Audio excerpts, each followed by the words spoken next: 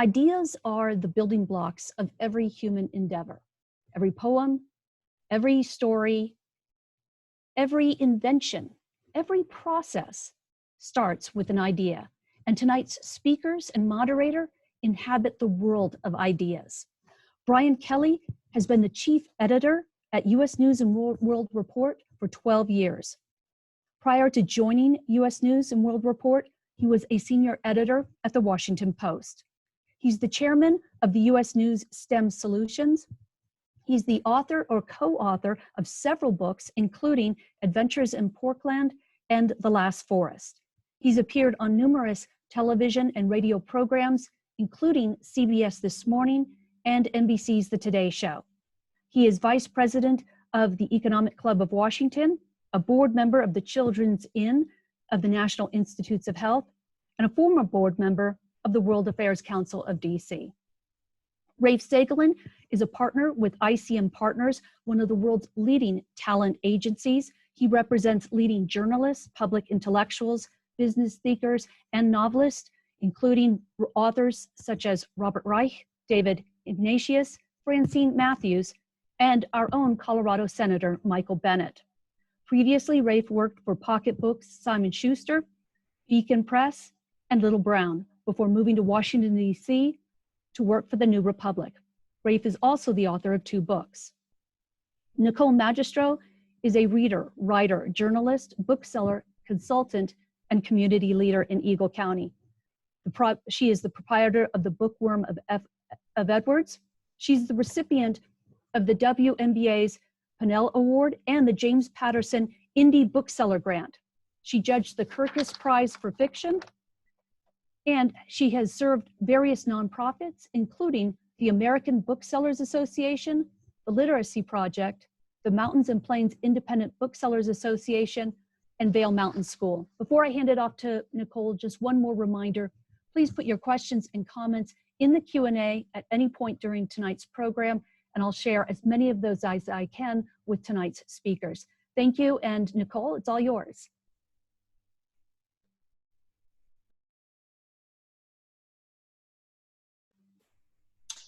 Thank you, Claire. Appreciate the introductions. Welcome to our esteemed panelists. We are going to jump right in. I'm curious, Rafe and Brian, tell me a little bit about how you determine when a small idea feels kind of big enough to turn into a story or a book. Can you share some examples from your career? Brian, why don't you go first? He's muted.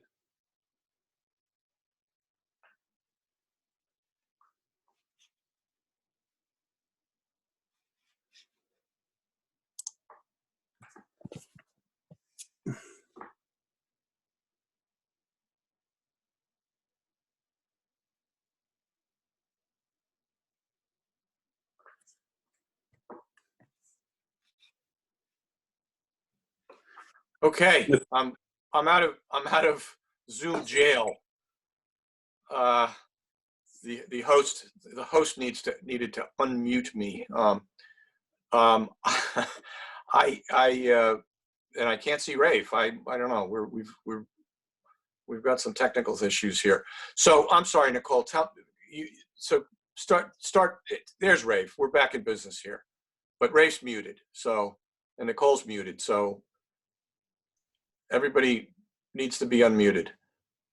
Rafe's unmuted. Rafe, you can hear me. I can indeed. And Nicole's unmuted. Okay. Yes. Can we start again? Absolutely.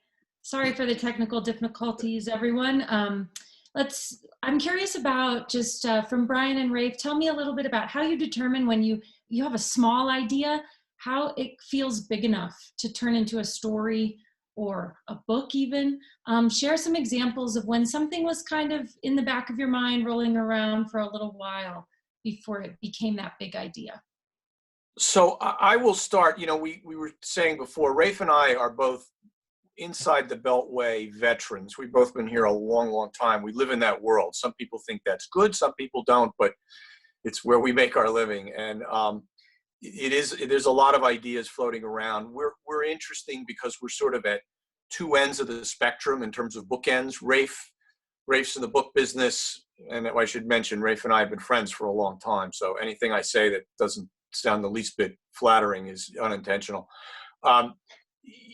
Rafe's time horizon can be, years, right?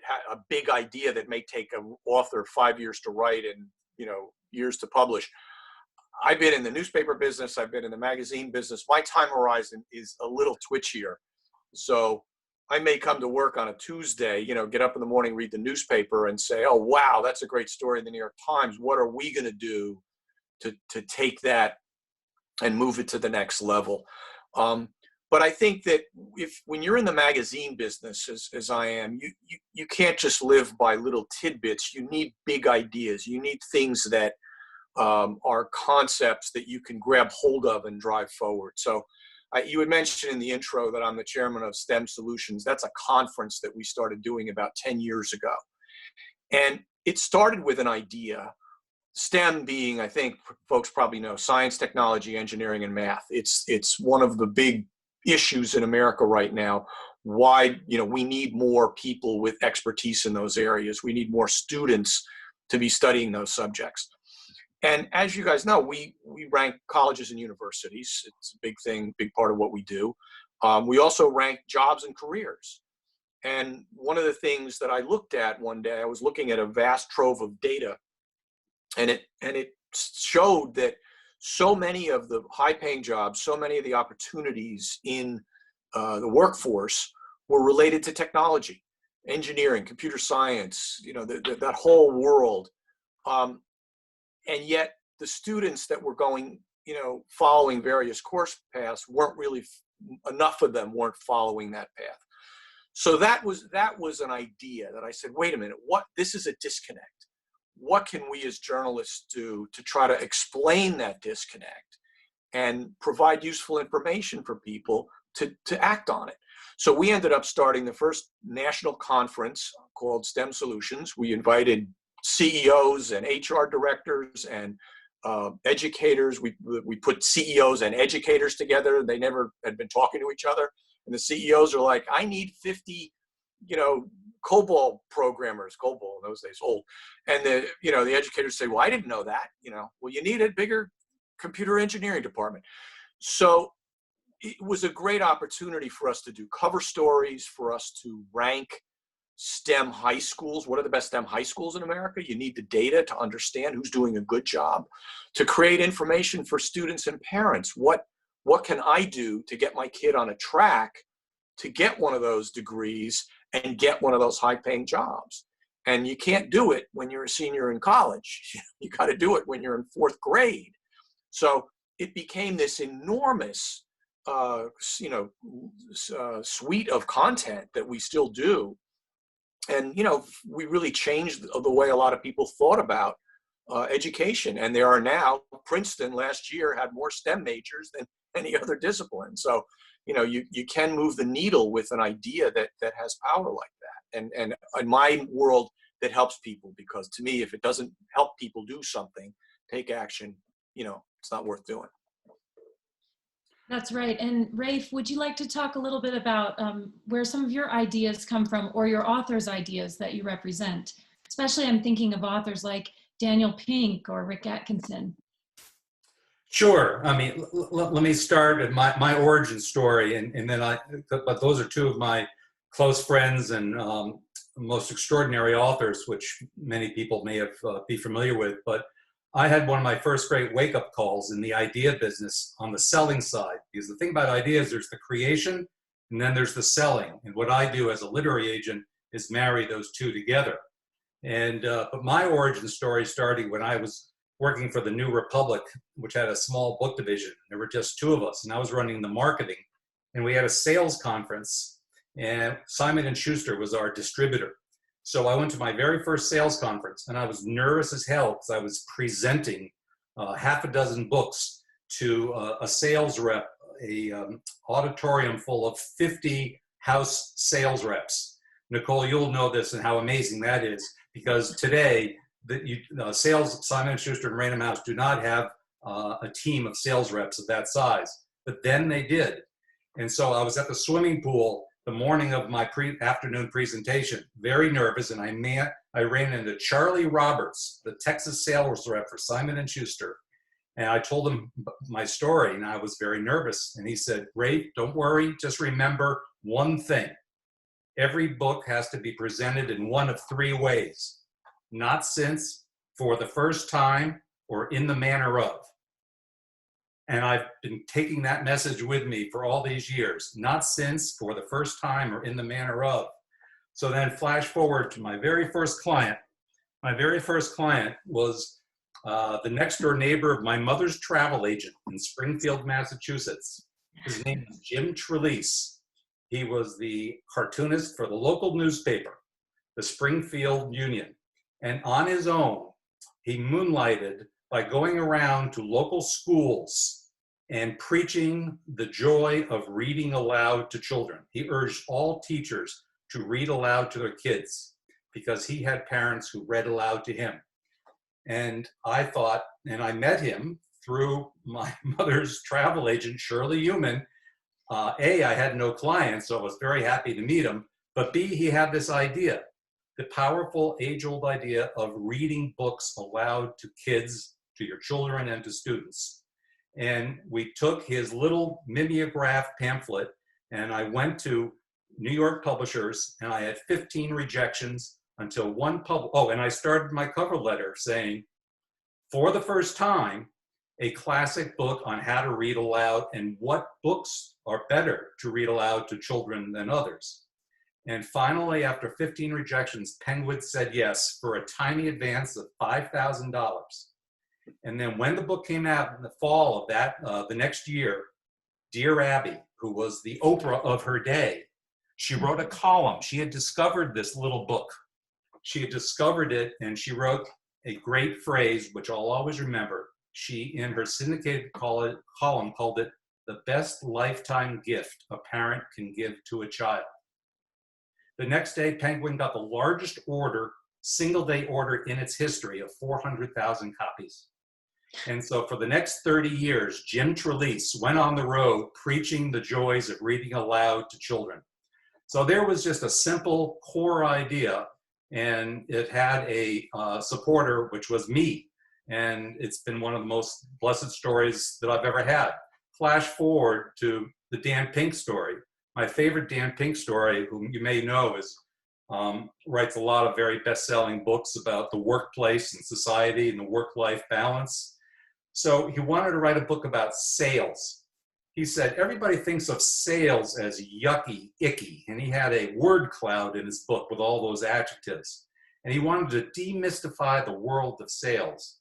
And his pitch, and this is one of my messages to every author and to everybody who has or thinks he or she has a winning idea, is how do you develop the elevator conversation about the idea? We in the book business always talk about elevator conversations. And his elevator conversation was simple and was this. He said, according to the Census Bureau, 3 out of every 10 people who work in sales, insurance, car sales, real estate.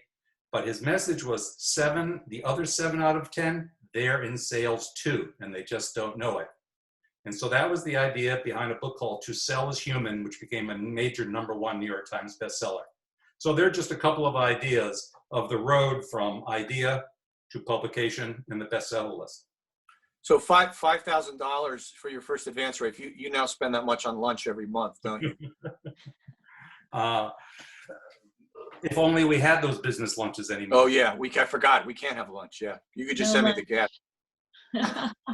Oh, that's great. I do want to remind our audience members to put their questions for our presenters in the Q&A. And I want to kind of tie into that notion that you mentioned, Brian, at the beginning about sort of working in the immediate versus working into the future, as Rafe does. And we talked a little bit in advance about being proactive versus reactive in your ideas and in the development of the ideas. And also a little bit about art versus science. So can you talk a little bit about bringing those ideas to the sales force and then eventually to the consumer, and how those timelines and those nuances are different when it comes to idea development? Yeah, so I'm going to have to be a little bit of a dinosaur here, Nicole. I started in the newspaper business with, hot type lead that you would put into amazingly. And, fast forward to the digital age. I mean, U.S. News was the first major print magazine that got out of print. We got out of print 10 years ago. And, when you were the editor, I spent a number of years as the editor of the print magazine and would, make 100 pages of a magazine and worry about the cover and all of the things that go into that. And it was fascinating. It was a great job. There was Time, Newsweek, U.S. News. There were a handful of gatekeepers, and it was a wonderful job, and I really miss it. But times have changed radically, and the internet, has made everything in media different. So we have learned. We have been on a learning curve at U.S. News for at least the last 10 years. We went out of print in 2009. We've fortunately been very successful on the internet. We have a much, much larger audience. We have 40, 50 million people a month who come to us. But to your question about, the art and the science, information in many ways, at least on my end of it, is becoming much more of a science than an art. When you were running a paper magazine, you were like, gee, is that a good idea? Should we put, whatever this cover story was, should we put Jesus on the cover? The answer is yes. Jesus always sold very well around Easter. Should we put Abraham Lincoln on the cover? Yes, we should. Should we put John Kennedy on the cover? Should we put George Bush on the cover or Jimmy Carter? You were weighing all those ideas all the time, but you were guessing. You really were like, is this going to resonate with anyone? You get in the world of Google, and I'm sure everybody, is familiar. Google search defines the way people conceive ideas. Google search says people want to know about, John Bolton's book. An enormous number of people want to know about that today. No one really cares about the Supreme Court DACA decision. I mean, those were two stories today. I don't know, I'm making that up, but I do know there's a disparity there. So should I put John Bolton on the cover, or should I put the, DACA decision on the cover? You can say, okay, I'm just looking at the numbers and I'm going to do this. And a lot of people do that, which is one of the ways I think journalism and media has gotten cheapened over time. But it is the reality. And if you're not living in the Google universe and you're not creating things that are resonating with people, and that you have measurements to tell you what's resonating, you're probably not doing your job as an editor. Now that said, we tend to say, okay, here's the top story, Bolton, whatever it is. We don't need to be part of that, or maybe we have a piece of it, but that's a no-brainer. What's really interesting is something that somebody cares about deeper in the mix. They care about, knee surgery for senior citizens. They care about, something having to do with COVID-19. They care about, what college campuses are going to be admitting students in the fall. So there's a range of things that you can learn from Google that are really useful, that aren't the kind of cheap, obvious headlines. And we work very hard at that. We literally look at thousands of pieces of data every day to try to understand what are consumers looking for? How can we serve their needs? So in the early days, it was like, oh man, that's too commercial. Like no one wants to do that. It's like you're just pandering. But I've come around to the fact that if it's an intelligent question that people are asking and it's a need they have, it's both good journalism and a good business to fill that need. And Rafe, for you, you want to talk a little bit about being proactive versus reactive, and this sort of demand versus kind of emotional idea, if you will?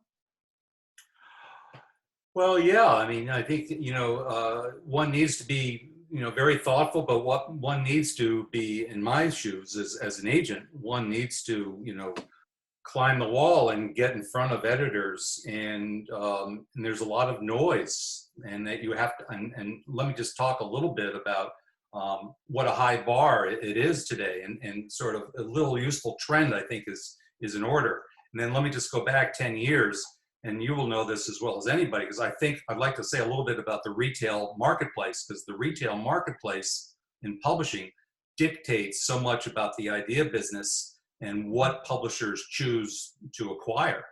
And if you go back 10, 15 years, I think we all remember if people of a certain age used to go to any strip mall in America and you'd find a bookstore. And that all changed starting around 2008 during the recession when Borders went under. And so that was 10% or so of the entire industry.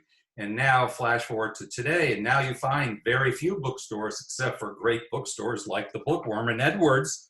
And in our town, it's Politics and Prose. But really, how do you deal and how do you publish books and sell books in the age of Amazon? So and it used to be when you had all those bookstores, it used to be a seller's market. Publishers were desperate to acquire books to fill all those bookshelves. So today, in the era of consolidation, we now have almost retail triage. One of my stories is that I happen to represent John Barry, who wrote the great 2005 history of the 1918 flu called The Great Influenza. Well, lo and behold, for the last 3 months, that's been the #1 bestseller 15 years after publication. It's been the #1 bestseller of the COVID era. And Amazon, as you may recall, had declared books non-essential. So Penguin had printed 30,000 copies and shipped them to Amazon, and they sat outside the warehouse because there was nobody to put them into inventory. So that's part of the challenge that we all have here going forward is how do you publish books when you have so few bookstores? And how do you publish in the era of Amazon? These are some of the challenges that we're all facing. Yeah.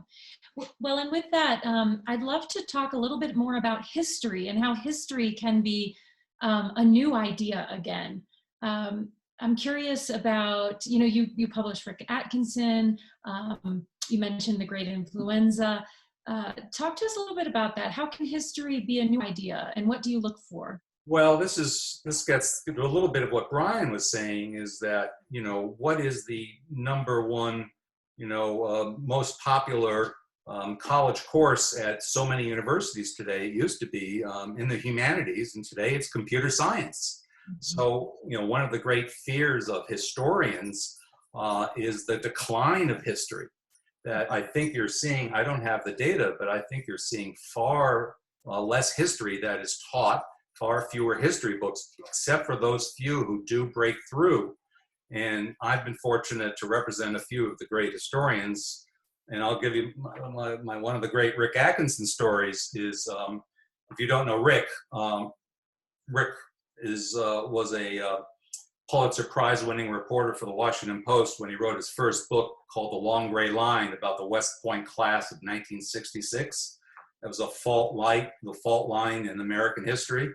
I highly recommend that to everybody. And then he moved on to writing a 15-year trilogy about World War II, which anybody who is familiar with it just finds it just unputdownable and utterly brilliant. So what does Rick do after 15 years of World War II? And, he took a page in the tradition of Shelby Foote and thought, is there a narrative history about the American Revolution?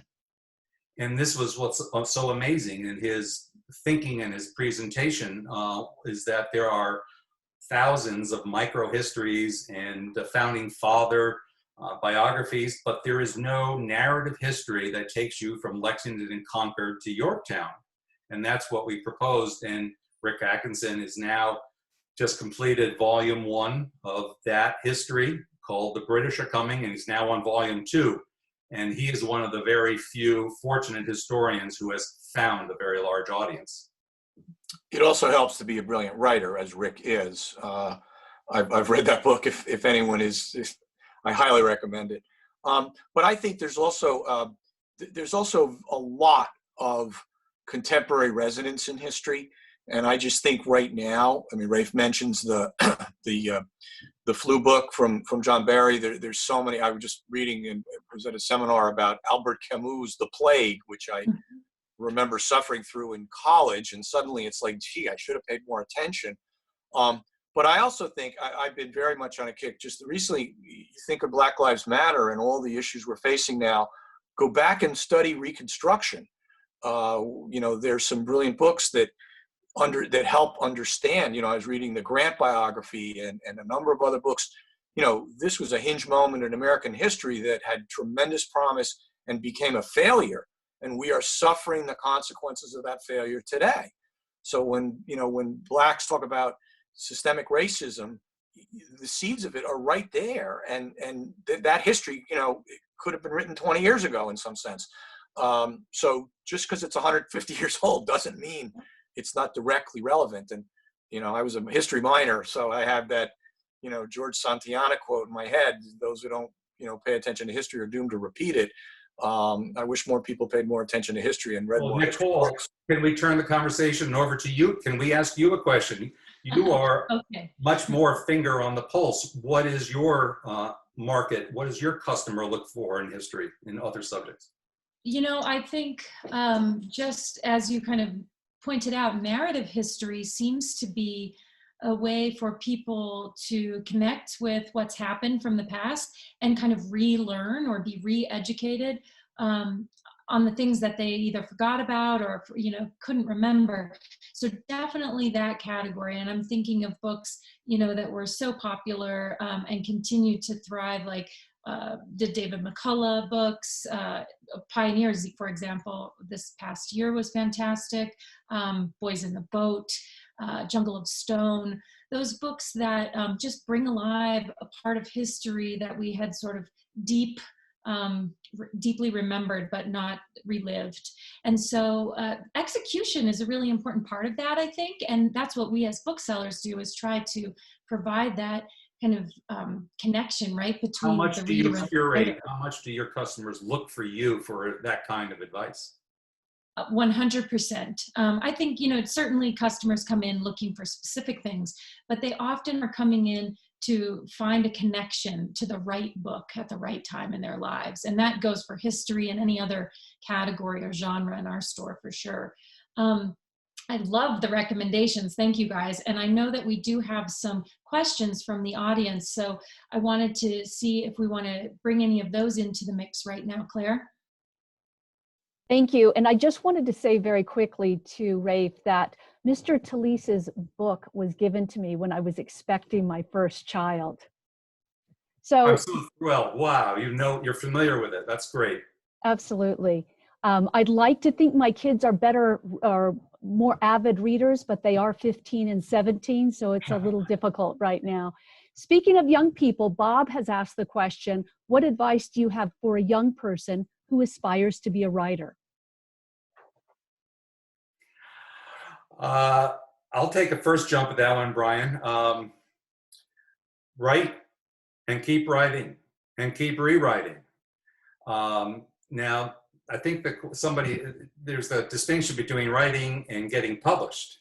If the question migrates to getting published, there are a million outlets, starting with blogs, starting with local newspapers. There's a high bar to break through to. There's so few national publications like the Atlantic and the New Yorker anymore. But I think that, you have to just start wherever you can start. And it could be, as I say, in blogs, letters to the editor, and build a series of bylines. I think that's part of the journey to getting published in better outlets and ultimately in books. Yeah, I agree, right. But Rafe said the most important thing: rewrite. In a world of Twitter and blogs, and people think that writing is just spitting something off the top of your head and putting it in words. Every good writer is their own editor. And rewriting is where the real work gets done.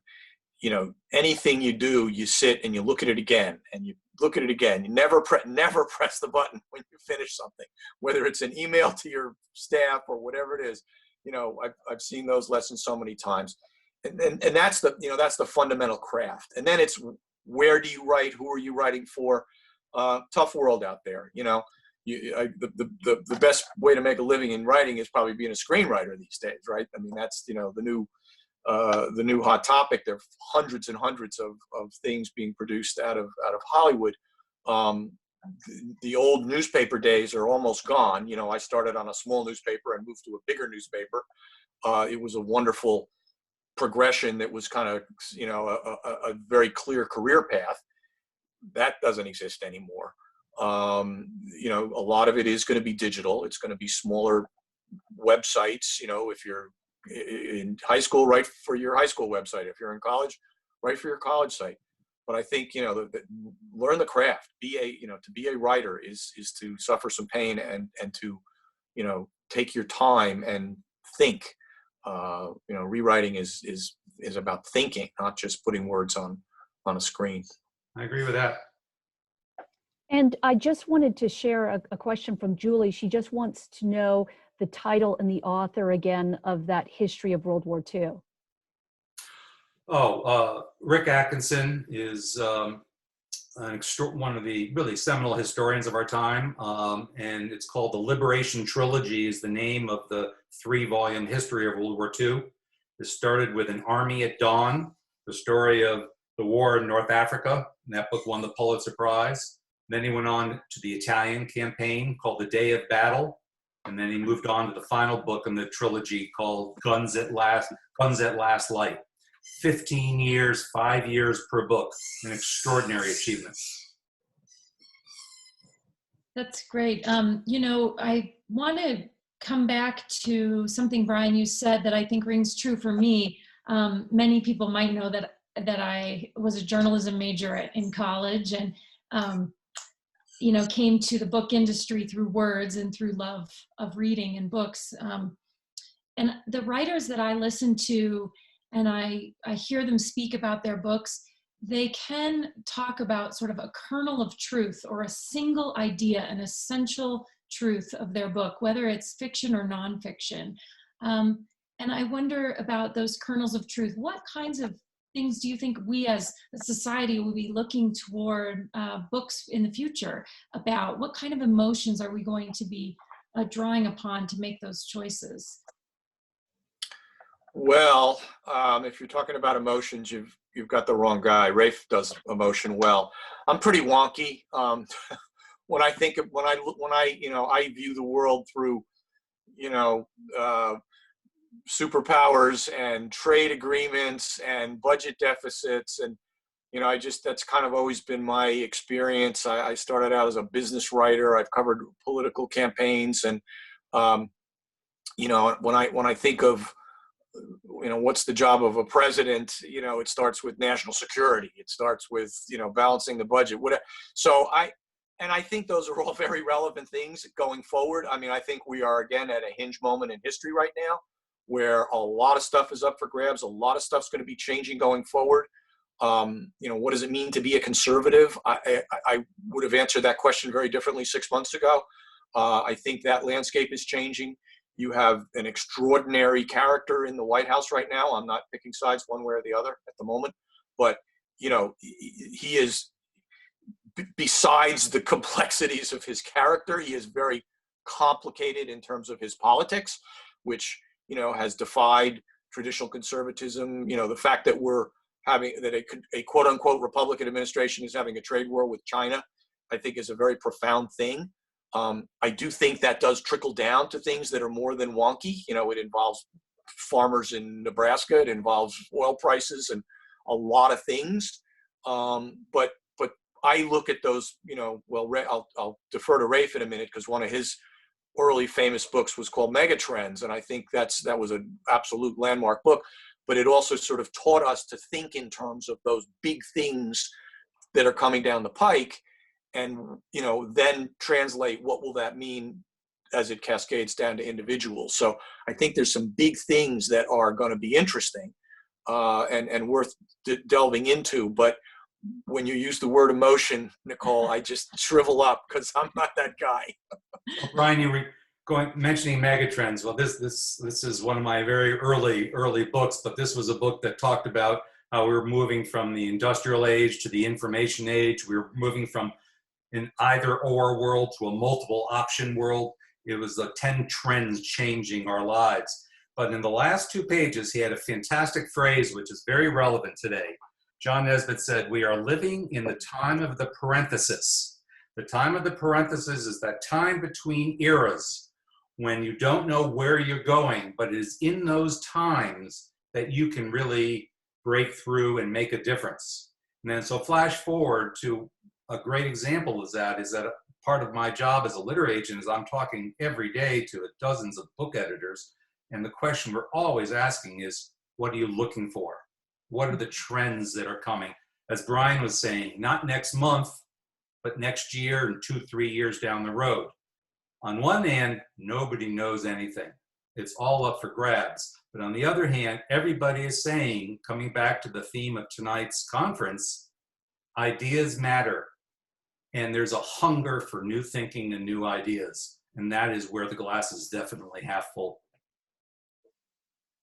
Absolutely. You know, when someone brings an idea to you, Rafe, do you try to suss that out, especially if you don't have a manuscript to look at? If it is an idea, as you so often receive, what kind of voice are you looking for? What kind of perspective, attitude? What are you looking for?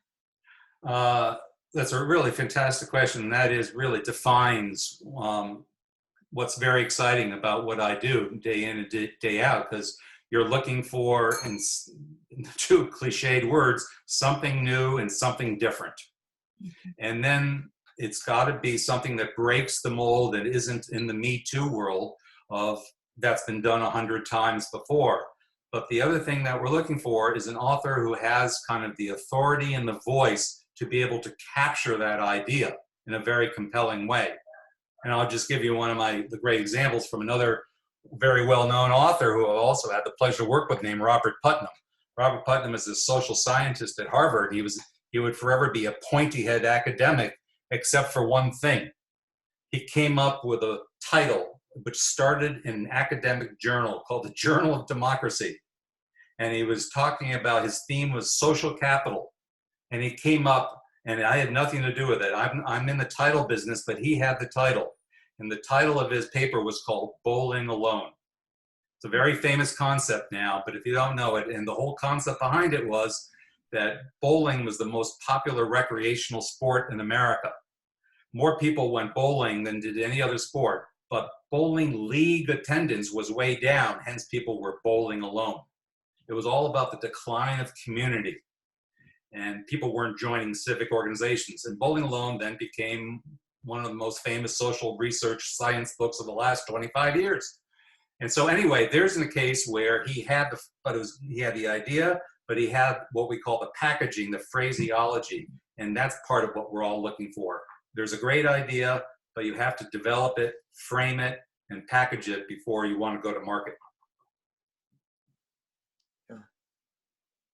Absolutely. You know, that's one of the things we as booksellers look for is the whole package, the voice, the cover, the authority. And when we are looking at books, we think about all the things that we've read before, right? And how is this different? So Exactly.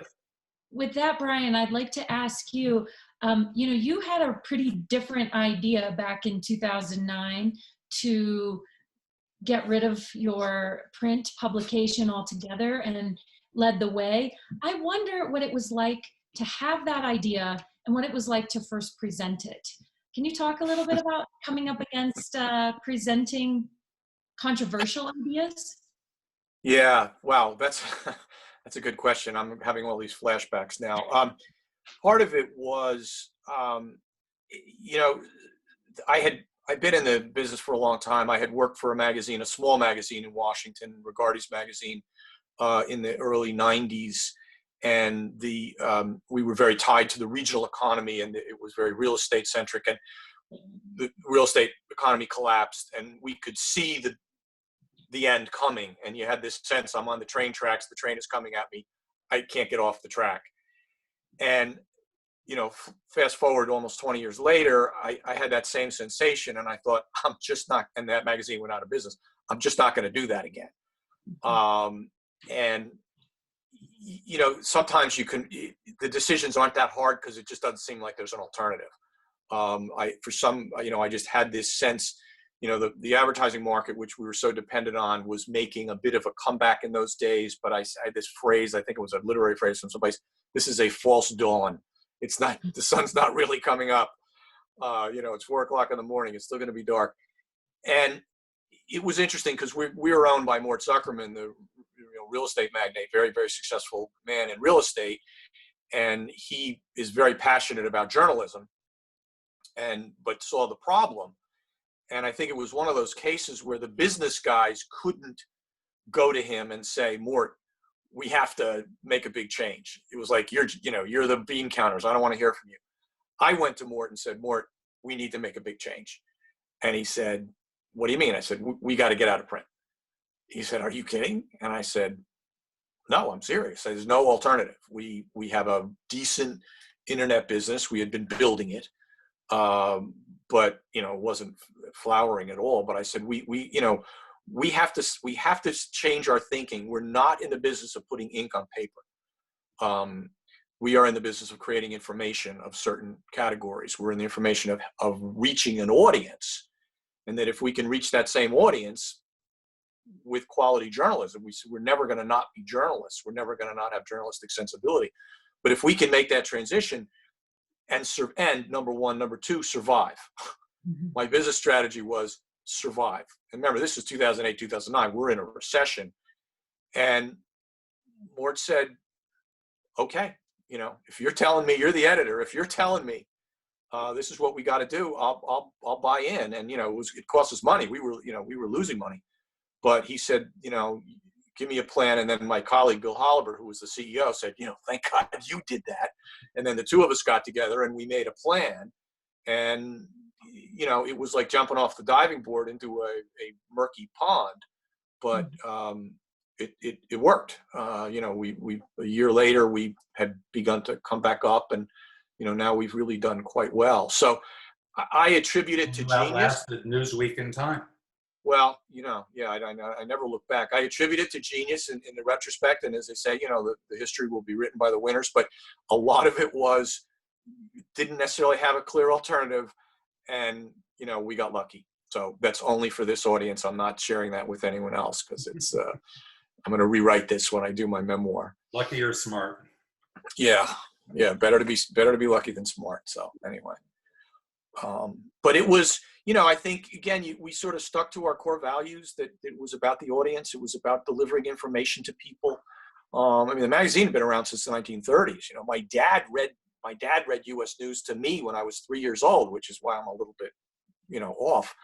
Didn't read me children's books. I knew a lot about the invasion of Santo Domingo in 1957, but it was that they were just that he was that guy. He was that core meat and potatoes. Give me the facts. As Rafe said, tell me something I don't know, package it in a way that it's clear. It isn't rocket science in a sense. Good information seeking people are still going to be there. They're still there on the internet today. Same people like my dad, they're just getting their information in a different way. Yeah. One of the things that you've mentioned a couple times, and I think is important to kind of suss out a little bit is, access to ideas and access to the internet. You can look anything up on Wikipedia, but when you dig deeper, when you go below the fold, so to speak, there's just a cacophony of voices. And so I'd like for you guys to talk a little bit about how you think maybe gatekeeping is changing a little bit, the role of the editor we've discussed, the role of the agent we've discussed, but how will some of those new voices come forward in the internet age, and how do you see that working itself out? Yeah, Rafe, you go first. That's one of the big questions. You want me to go first, Brian? Yeah. Where do I go with that? I think that goes back to, relates very much to what I was saying earlier about the retail marketplace. How do you break through?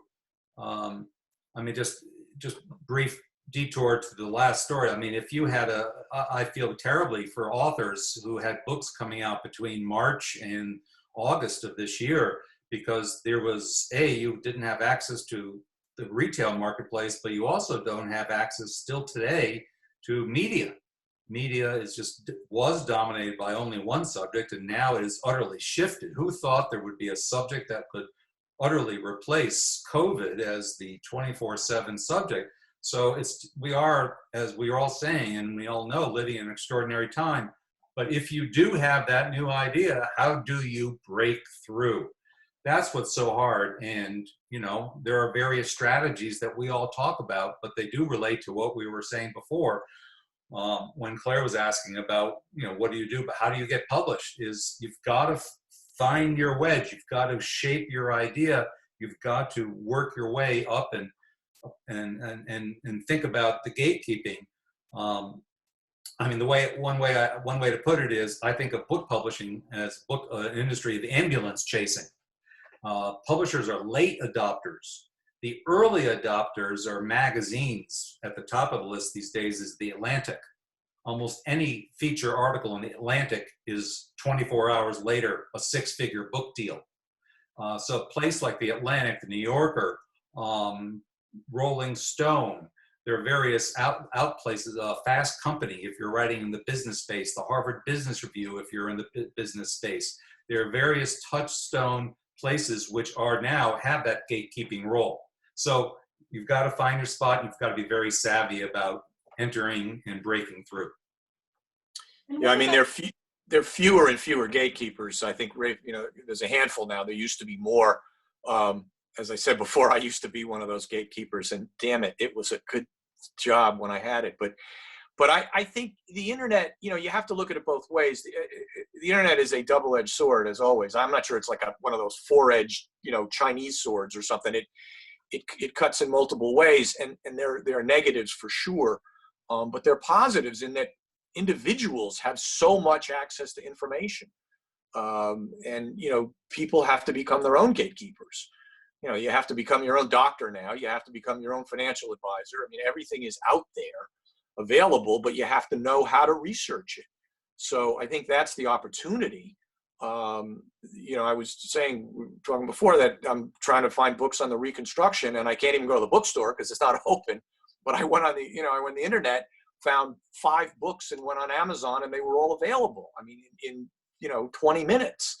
So I do think we haven't sorted this out yet. I mean, this is a market in disruption. That's the thing I think everybody has to understand. It's a great quote a number of years ago from one of these, if the internet media industry was a baseball game, we'd be in the 2nd inning. I think now maybe we're at the top of the 3rd. It's going to play out for a long time. And there will be ways that people will be able to access information. Rafe, in the book business, it's Atlantic. I don't know if we'll see if it's around, but, what about people who have 40 million YouTube views, or people who have, 8,000 Twitter followers an hour, or whatever? You can build your own brand, from zero, based on some of these media outlets. So that's a new world. Gatekeeper, no, your own gatekeeper. So, but it's not over. Yes. Well, and in this climate, there's so many changes, but to be able to talk about the big ideas, the small ideas that turn into big ideas, and the ideas that we can look back on in our history and not only learn from, but learn again. It's been a real pleasure to talk with you. And I know we're going to have some questions from the audience, so I want to make sure to get to those. And Claire's been working on them for us. And I think we'll hand it over to her. Thank you so much, Nicole.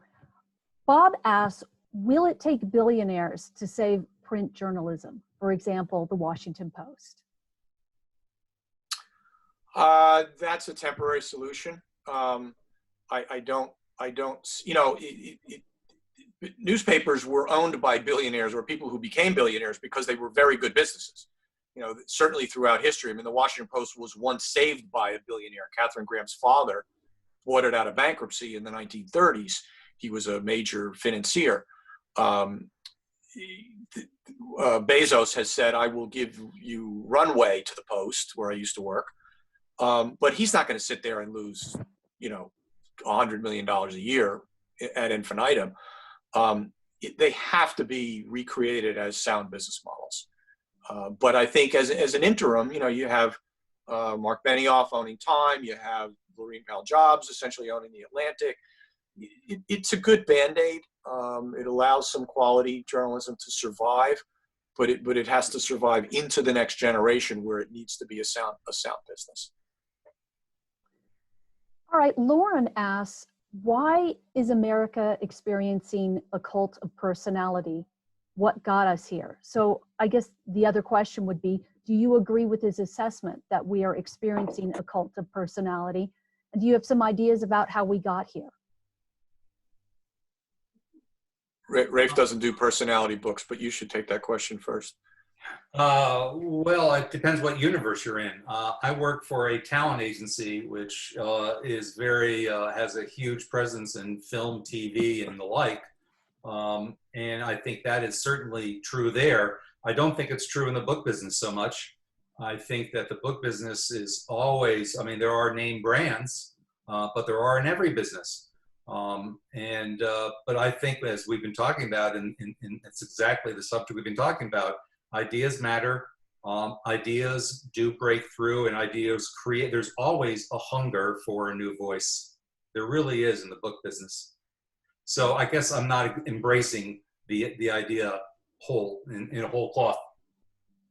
Well, I agree that there's an alternative. I think the mere fact of this symposium where you have really thoughtful people coming to talk about ideas, books, magazines, that is an undercurrent of, intellectual quality that's still there.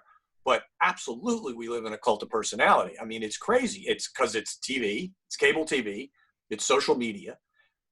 It starts with the president. I don't mean this president. We, as a media industry and everyone else, we put an unbelievably excessive amount of emphasis on the president, which we shouldn't.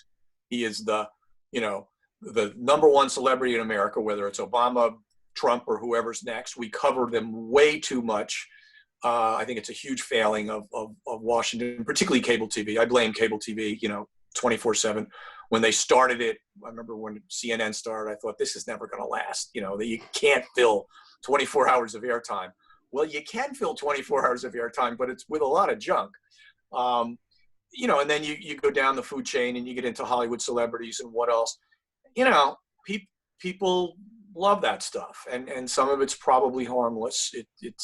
But it's not driving the debate forward in the way that we would like to think. So people who read books, people who write, all the questions folks have asked today, that will be a small but hopefully mighty part of the future here. I still have faith in that. Well, I want to turn things around just a little bit, because we've all seemed up until this point to be very welcoming of ideas. But I want to share with you a quote from the author Jane McGonigal. She wrote the book, Reality is Broken: Why Games Make Us Better and How They Can Change the World. But she had this to say about ideas. World-changing ideas initially will seem absurd to most people. So has that been your experience? And in particular for you, Brian, who came up with something that totally changed your business model?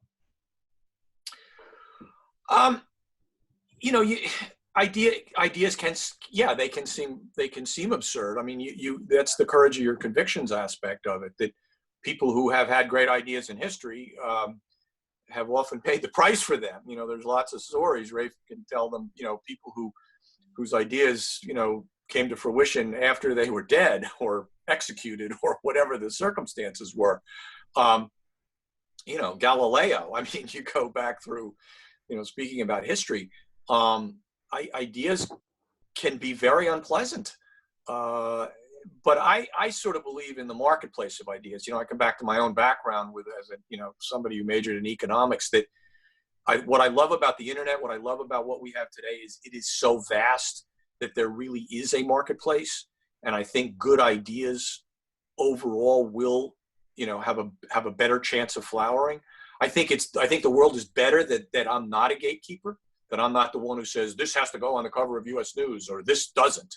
I'm just going to jump in, Brian, just Yeah. real quick. One of my projects that I'm working on right now is all about deviant behavior and how deviant behavior is somewhat a requirement for success in the future. And for example, two of the richest, most famous people in the world are Harvard dropouts named Zuckerberg and Bill Gates. So Yeah. I think there is a role for deviant behavior. Yeah, so I subscribe to that. And uncomfortable ideas. I think I was just, as a media person, and people probably followed it, the New York Times, the revolt of the staff of the New York Times. Tom Cotton wrote this op-ed piece that that said we should bring in troops to quell the violence in cities. You can agree or not agree with it, but to me, it was an idea, from a prominent person, and 800 people from the New York Times staff wrote decrying the piece. We should never have published that piece. I completely disagree with that. James Bennett, who Rafe knows well, was former editor of The Atlantic, resigned because he published the piece. That's crazy. That speaks very poorly of the New York Times and very poorly of the climate of ideas. If you can't have uncomfortable ideas that can then be debated, rebut the idea. Tell me why it's wrong, but don't tell me you can't publish it. So that there's some of that going on right now. The cancel culture that doesn't enjoy, ideas they don't agree with. That's a pretty disturbing trend right now. We're just about out of time, so I have a lightning round question.